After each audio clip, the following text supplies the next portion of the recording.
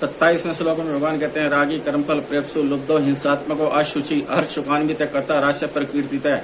जो कर्ता रागी कर्मफल की इच्छा वाला, लोभी, हिंसा के स्वभाव वाला, अशुद्ध और हर्ष शोक से युक्त है, वह राजस कहा गया है। रागी राग का स्वरूप रजोगुण होने के कारण भगवान ने राजस कर्ता के लक्षणों में सबसे पहले रागी पद दिया है। राग का अर्थ है कर्मों में, कर्म के फलों में तथा वस्तु व्यक्ति आदि में, वस्तु पदार्थ आदि में मन का खिंचाव होना, मन की प्रियता होना। इन चीजों का जिस पर रंग चढ़ जाता है वह रागी होता है। कर्मफल प्रेप्सु, राजस मनुष्य कोई भी काम करेगा तो वह किसी फल की चाहना को लेकर ही करेगा। जैसे मैं ऐसा अनुष्ठान कर रहा हूँ, दान दे रहा हूँ, इससे यहाँ धन मान बढ़ाई आदि मिलेंगे और परलोक में स्वर्ग आदि भोग सुख आदि मिलेंगे। मैं ऐसी दवाइयों का सेवन कर रहा हूँ तो उससे मेरा शरीर निरोग रहेगा आदि लुब्ध है।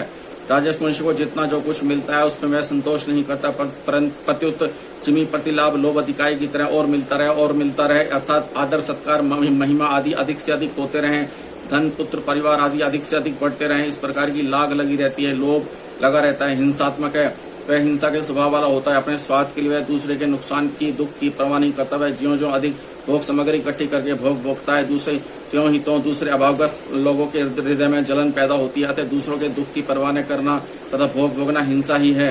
तामस कर्म इसी अध्याय का 25वां श्लोक और राजस कर्ता दोनों में हिंसा का बताने का तात्पर्य है कि मूढ़ता रहने के कारण तामस मनुष्य की क्रिया विवेक पूर्वक नहीं होती, अतः चलने फिरने उठने बैठने आदि में उसके द्वारा हिंसा होती है। राजस मनुष्य अपने सुख के लिए बढ़िया भोग भोगता है, उसको देखकर जिनको वे भोग नहीं मिलते उनके हृदय में जलन होती है। यह हिंसा उस भोग भोगने वाले को ही लगती है, कारण कि कोई भी भोग बिना हिंसा के होता ही नहीं। तात्पर्य है कि तामस मनुष्य के द्वारा तो कर्म में हिंसा होती है और राजस मनुष्य स्वयं हिंसात्मक होता है।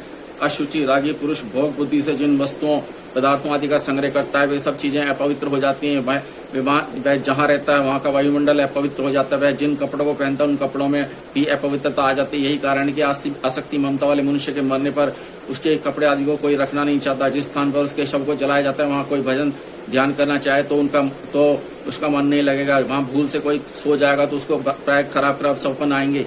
तात्पर्य है कि उत्पत्ति विनाशील पदार्थों की तरफ आकृष्ट होते ही आसक्ति ममता रूप मलिनता आने लगती है, जिससे मनुष्य का शरीर और शरीर की हड्डियां तक अपवित्र हो जाती हैं। हर्ष शोकान्वित है, उसके सामने दिन में कितनी बार सफलता विफलता अनुकूल प्रतिकूल परिस्थिति घटना आदि आते रहते हैं। उसको लेकर वह हर्ष शोक राग द्वेष सुख दुख आदि में ही उलझा रहता है। कर्ता राजस से परिकीर्तित है, उपयुक्त लक्षणों वाला कर्ता राजस कहा गया है।